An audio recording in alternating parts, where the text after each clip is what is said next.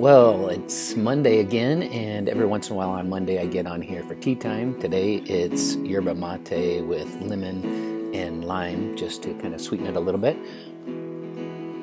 Very good, but I don't want to talk about that. I want to talk about what I made yesterday. I did a little bit of batch cooking, green coconut curry broccoli soup. The only problem is I forgot the curry at the store, so I substituted turmeric and paprika for it. That worked out really good.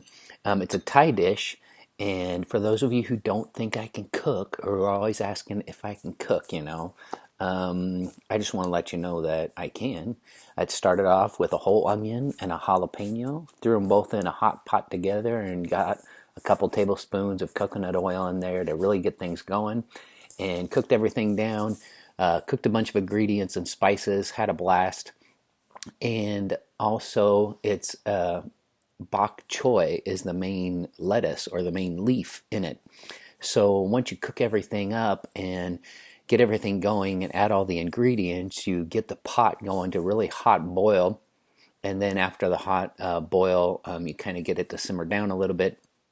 And you add bok choy. I don't know if you've seen bok choy or not, but it's like a lettuce that is on a long stalk. I mean, the stalk has to be really long, and there's baby bok choy, but then there's the full-grown bok choy, and what you want is the head, and so the head is kind of not as big as a stalk, and you don't really need all the stalk. So I took the head and put it in there after I got the hot pot, after a hot boil, down to a simmer, and boiled folded in the head, especially of the bok choy, and covered it and let it simmer on low for about 15 minutes and just kind of simmer into the soup, and it did wonders. I took the lid off and ate it. It was fantastic, and today I have it again because it was a huge pot, so I did it kind of as a batch cooking experiment.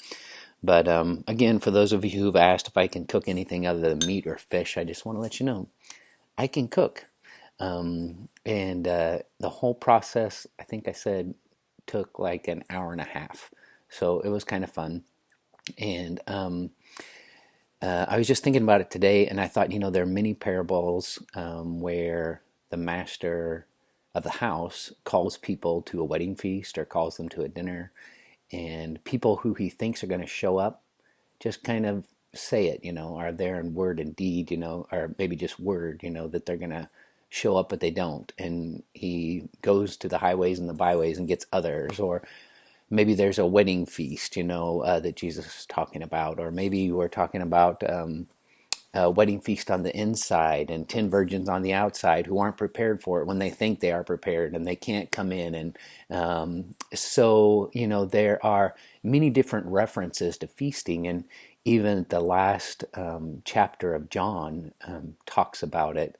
Jesus is on the shore and calls out to his disciples one last time. He says, "Come and dine."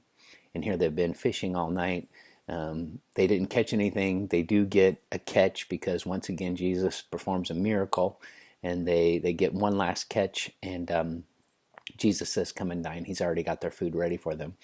And I know the feeling because I've been cooking quite a bit on my own this last year on this health journey that I'm on.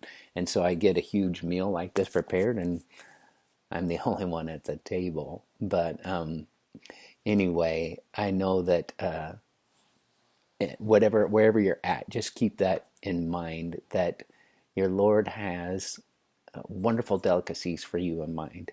And all you got to do is come to the table and enjoy dining with him, supping with him, enjoying time of fellowship with him. And it's not just for Sunday or Wednesday night or small groups throughout the week. It's every day. I hope you enjoy your week.